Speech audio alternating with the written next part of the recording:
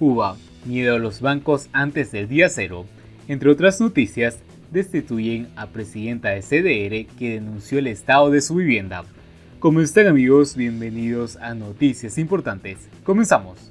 Aunque en la isla es prácticamente imposible ahorrar dinero, los propietarios de cuentas bancarias ahora se exponen a la devaluación de sus divisas, mucho antes de que Marino Murillo apareciera en la televisión para hablar, entre otras cosas, de lo que sucederá en breve con los ahorros de las personas cuando sea retirado el CUC de la circulación y se apruebe una nueva tasa de cambio para las divisas extranjeras frente al peso cubano, CUP. Y a los rumores en la calle habían puesto sobre aviso a los cubanos y cubanas. El jefe de la Comisión Permanente para la Implementación y el Desarrollo de los Lineamientos del Partido Comunista no agregó mucho a lo que ya se sabía por Vox Populi, pero al menos confirmó que se avecina un desastre para quienes durante años confiaron en los bancos cubanos y guardan allí sus CUP y sus dólares.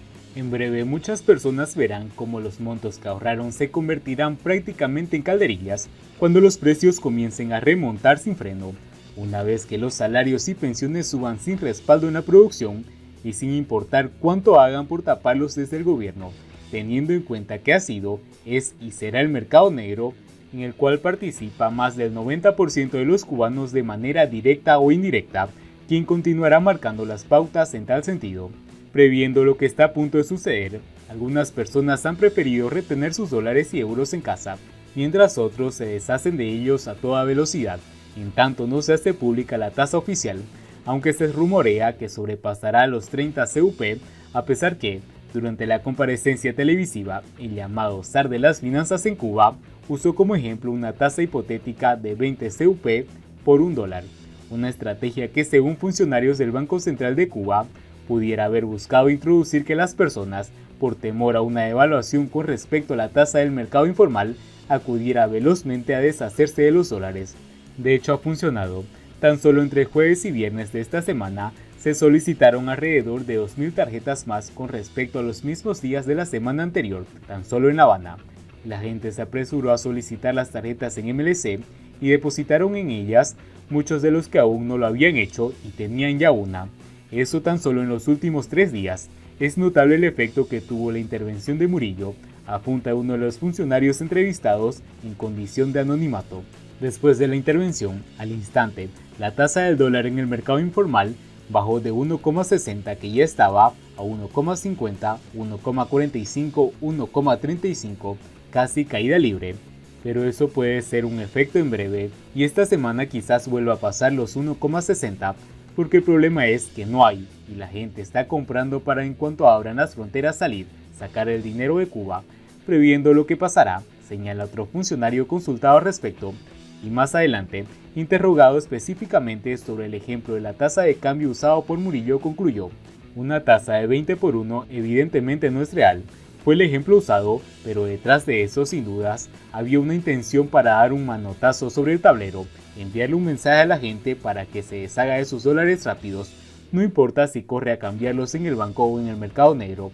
Ya para nadie es un misterio que muchos de los bancos clandestinos que hay en las calles son parte del mismo mecanismo de captación, unos formales y otros informales, pero todos controlados de alguna forma por nuestros bancos.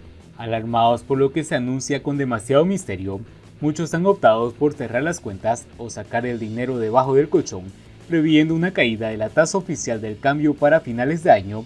Se han apresurado a adquirir viviendas, autos, electrodomésticos para, una vez se decrete el reordenamiento financiero, poder revender pero ya en los precios actualizados, con lo cual intentan salvar los ahorros en una apuesta de altísimo riesgo. Lo que puede suceder es que me quede con la casa mucho tiempo, pero en Cuba la vivienda siempre es un problema y en algún momento la podré vender y recuperar el dinero, incluso ganar algo extra, dice Lidia, la dueña de una casa de renta que nunca confió sus ahorros al banco, puesto que, de acuerdo con lo que ella misma confiesa, su negocio e ingreso no eran totalmente legales.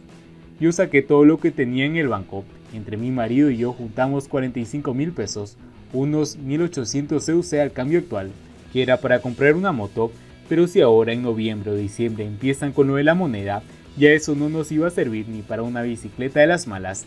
Lo que hicimos fue comprar un apartamento chiquito en Guinera y nada, ahora sentarnos a esperar para después revender cuando ya se sepa qué va a pasar.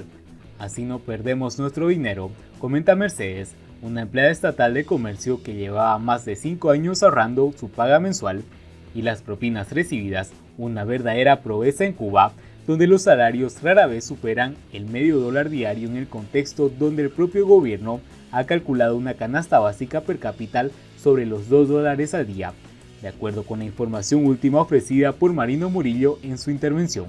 Nada bueno, todo malo, muy malo, es lo que hizo esperar de las medidas un taxista privado a quienes preguntamos horas antes de que fueran anunciadas las nuevas medidas de tarea de ordenamiento, y ese, coincidentemente, es el mismo criterio negativo que tuvimos de varias personas entrevistadas después de concluido un programa informativo de la televisión oficialista, que, lejos de ventilar dudas, sembró mayores incertidumbres y temor. Mientras tanto, las empresas estatales se alistan para que el llamado Día Cero sea decretado en breve. Se habla incluso del 1 de noviembre venidero como fecha probable, en tanto los departamentos económicos han comenzado ya en el proceso de solicitud de préstamos bancarios que necesitan para efectuar el pago de salarios correspondientes al momento del retiro del CUC.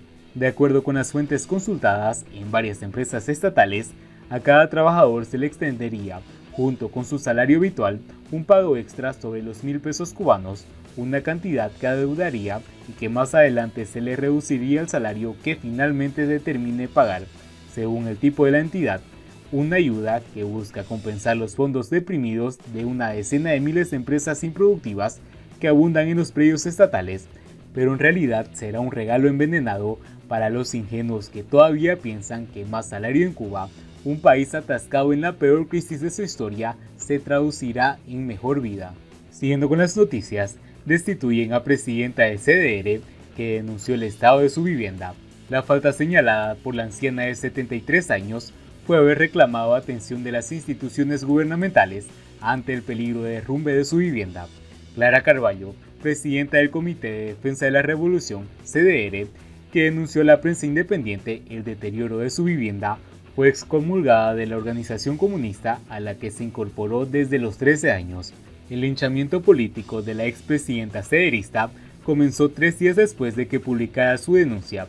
Las autoridades locales ordenaron eliminar el grafiti dibujado en la fachada de su vivienda, una obra de Fabián López, conocido con la firma 2 más 2 = 5. En el barrio nadie interpretó el vínculo entre la represalia contra la anciana y la eliminación del grafiti. La explicación llegó cuando aparecieron, llenos de soberbia, los comisarios políticos. El dibujo incluso fue catalogado como subversivo. Sin embargo, la misma soberbia no alcanzó otro grafiti de similar contenido y autor, dibujado a menos de 100 metros del que fue cubierto con pintura gris. A partir de ese momento, Carballo fue acusada de mezclar el deterioro de su vivienda con asuntos políticos. Este fue el preludio de una semana repleta de injusticias laborales, intolerancia ideológica y ostracismo público, denunció. La primera piedra fue lanzada desde sus 17 años de trabajo en la oficina del historiador de La Habana. Desde que alcanzó la jubilación, la anciana se mantenía como custodio de las instalaciones estatales. Una semana antes de ser expulsada, Carballo dobló turnos de trabajo por falta de personal. Le dijeron que debido al COVID-19, prescindían de las personas mayores de 65 años consideradas de mayor riesgo al contagio con el virus, confirmó un familiar cercano a la anciana, a quien la angustia y el miedo le impiden hablar del tema. Por su desgracia, Carballo descubrió las falsas promesas de la revolución. No obstante, la anciana debe desatar los nudos del sistema para recuperar su libertad individual. Acto de repudio. El sistema comunista que rige en Cuba solo puede implementarse a la fuerza. Esta es la principal causa del auge recobrado de los actos de repudio organizados por el régimen contra quienes disienten o se apartan del modelo oficial. Los miembros del CDR, número 7, Claudio Aguilla Escamejo, fueron convocados por funcionarios públicos para destituir a la anciana como presidenta cederista. Los funcionarios del régimen que se involucraron en la destitución de Carballo describieron a la prensa independiente con los peores términos del lenguaje oficial. No obstante, la denuncia de la anciana se sustenta en las pruebas irrefutables. Carballo cuenta con documentación de varias décadas que da prueba de sus reclamos ante instituciones y funcionarios del gobierno. Posee los 5 comprobantes de quejas entregadas a la Asamblea del Poder Popular y aún así todavía el techo de su vivienda se cierne amenazante sobre ella. Y bien amigos, así vamos terminando las noticias importantes del día de hoy. Espero que las noticias hayan sido de su agrado. No olviden suscribirse y nos vemos en el siguiente informe.